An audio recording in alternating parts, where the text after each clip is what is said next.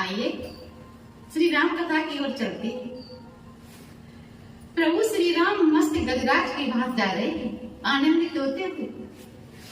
किशोरी जी पुष्पों की माला की ओर से प्रभु श्री राम के दर्शन कर रही हैं। गोस्वामी बाबा ने दर्शन कराया है कत्तावली में। फूलन की माला हाथ, फूली दुल्हनियानी साथ, उजल के झरोके जाके नंदिनी जनक की, उजल के झरोके जाके नंदिनी जनक की। फूलन की माला हाथ,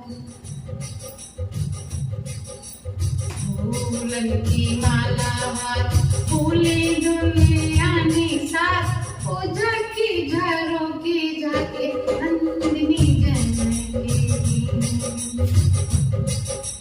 फूलन की माला हाथ, फूली दुल्हनियानी साथ, उजल की झरोके जाके नंदिनी जनक की, उजल की झरोके जाके नंदिनी जनक की। देख के पिया की शोभा, सिया झुका मनी लोहा, देख के पिया की शोभा, सिया झुका मनी लोहा, एक करके रह गई जैसे पुतली कनक की, एक करके रह गई जैसे पुतली कनक की।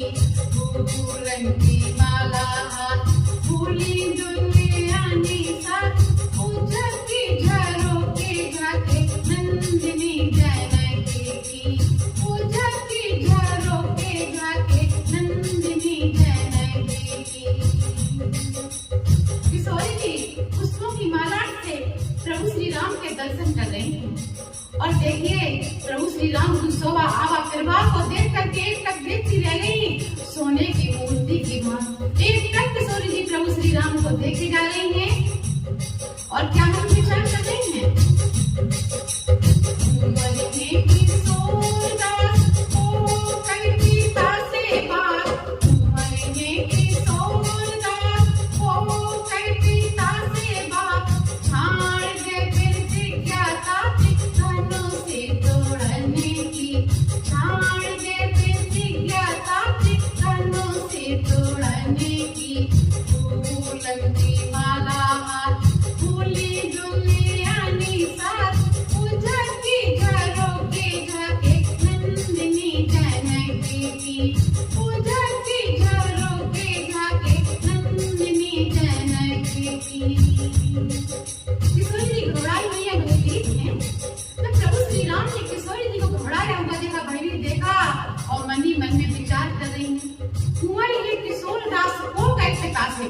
ये तो बड़े सुकुमार सुखोवन है।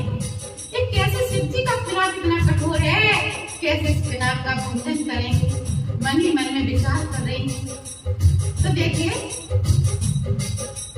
तुलसी की जानी तोड़ो है पिनाक पानी, तुलसी की जानी तोड़ो है पिनाक पानी, बांस की धनिया जैसे पारे के खिलने की, बांस की धनिया जैसे पारे के खिलने की। फूलन की माला हाथ, फूली दुल्हनियानी साथ, उजल की झरोके जाके नंदिनी जनक की, उजल की झरोके जाके नंदिनी जनक की। प्रभु श्री राम ने जब किशोरी जी को भयभीत देखा, घबराया हुआ देखा, तो प्रभु श्री राम ने एक करके देर नहीं की। प्रभु श्री राम ने शिव जी के पिनाक को उठाया, बांस की धुनिया जैसे बारे के तिरंगे, जैसे शिव जी के पिनाक को प्रभु श्री राम ने उठाया और जैसे प्रतिष्ठा चढ़ाई, पिनाक के टुकड़े टुकड़े हो गए। पिनाक धरनी पर गिरा, धरनी कान ली। लक्ष्मण जी खड़े हो गए, धरनी को सांत्वना देने के लिए लक्ष्मण जी खड़े हो गए। फूलन की माला हाथ, फूली दुल्हनियानी साथ, फूलन की माला हाथ, फूली दुल्हनियानी साथ, उजल की झरोके जाके नंदिनी जनक की, उजल की झरोके जाके नंदिनी जनक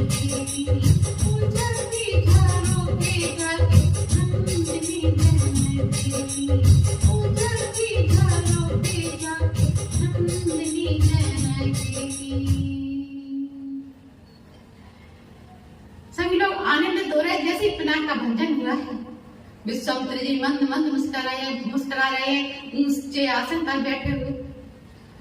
चतुर सखी लख कहा बुझाई और पहरावा जयमाल सुहाई। जो चतुर सखियां वहां पर बैठी थी, सखियों ने किशोरी जी से कहा कि जाइए बेटी, जाकर के उनको वरण करिए। चलिए सखी चलकर के उनको वरण करिए, जाकर के बरमाला पहनाइए। किशोरी जी सखियां के साथ चलते नीचे को दृष्टि करती हुई जा रही है और किशोरी जी मन ही मन में आनंदित हो रही है। जैसे ही प्रभु श्री राम के पास पहुंची है किशोरी जी, तो राम जी एक हाथ पे लंबे हैं किशोरी जी से। बिटिया हमारी छोटी है, और राम लला एक हाथ लंबे हैं बिटिया से, और दूसरा लकड़ी के पाटे पर खड़े हैं, तीसरी एक हाथ का मुकुट पहने हैं। तो हमारी बिटिया किशोरी जी पहुंच नहीं रही है, पुष्पों की माला बरमाला लिए खड़ी है। तो सखियां कहने लगी, राम जी से झुकने के लिए सखियां कह रही हैं, क्या कह रही हैं? झुक जइयो तन के रघुवीर, लली मेरी छोटी है। झुक जइयो तन के रघुवीर, लली मेरी छोटी है। झुक जइयो तन के रघुवीर, लली मेरी छोटी है। इस प्रकार से सखियां रामलला से कह रहे हैं, प्रभु श्री राम ने कहा कि हम रघुवंशी हैं, हम रघुवंशियों ने झुकना नहीं सीखा है। सभी लोग परेशान हो रहे हैं। सेवक विचार करने लगे, एक किसके कहने से झुकेंगे। मथुरापुरवासी चिंतित हो रहे हैं कि हमारी बिटिया पुष्पों की माला का भार लिए खड़ी है, हमारी बिटिया तो बड़ी सुकुमार सुकोमल है, कैसे इस माला का भार सह पाएंगी हमारी बिटिया। तो सभी चिंतित हो रहे हैं, मथुरापुरवासी सेवक चिंतित हो रहे हैं, विचार करने लगे कि किसके कहने से झुकेंगे। चारों तरफ दृष्टि घुमा रहे हैं। दृष्टि जब जनक महाराज के ऊपर पहुंची तो सेवक दौड़े दौड़े जनक महाराज के निकट पहुंचे हैं। जनक महाराज के चरणों में प्रणाम किया है और हाथ जोड़ करके विनती निवेदन करते हुए कह रहे हैं कि महाराज इनसे झुकने के लिए कहिए ना। जनक महाराज ने कहा कि अपने घर बुला करके रघुवंशियों को मैं झुकने के लिए कहूं, ये शोभा नहीं देता। फिर विचार करने लगे सेवक मथुरापुरवासी, अभी किसके कहने से झुकेंगे।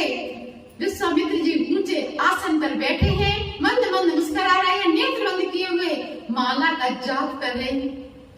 दौड़े दौड़े सेवक विश्वामित्र जी के पास पहुंचे और विश्वामित्र जी से कहा कि गुरुदेव इनसे झुकने के लिए कहिए ना।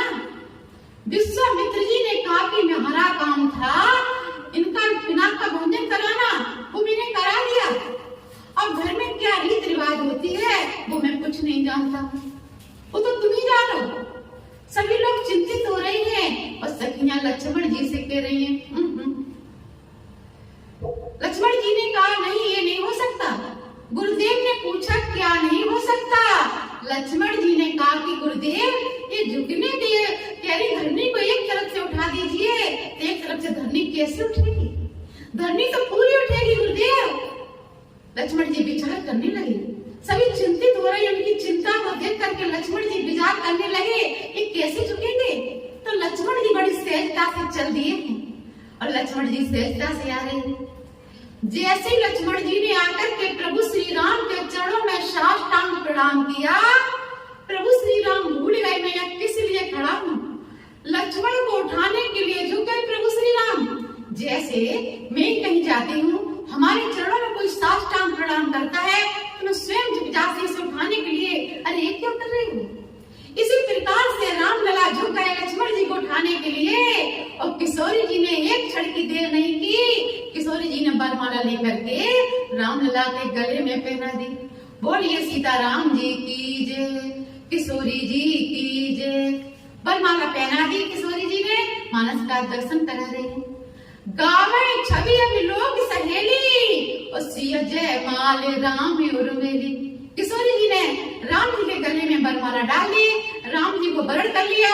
सभी मथुरापुरवासी आनंदित हो रहे हैं, सभी आनंदित हो रहे हैं, नाच रहे हैं, झूम रहे हैं, और जनक महाराज स्वयं आनंदित हो रहे हैं। सुने ना भैया, स्वयं आनंदित हो रही हैं, सभी आनंद सखियां सभी आनंदित हो रही हैं। देखिए, एक राजा उसमें से बोला, कैसे किशोरी जी को ले जा सकते हैं, दोनों कुमारों को बांध करके डालो। तो दूसरा राजा जो बगल में बैठा था उसने कहा, किससे कह रहे हैं, जाइए स्वयं बांध करके डाल लीजिए। तो उस राजा ने कहा, नहीं, मेरी हिम्मत नहीं है इनको बांधने की, कोई अमर वीर छत्री बैठा हो उसके उत्साह को मैं बढ़ा रहा हूं।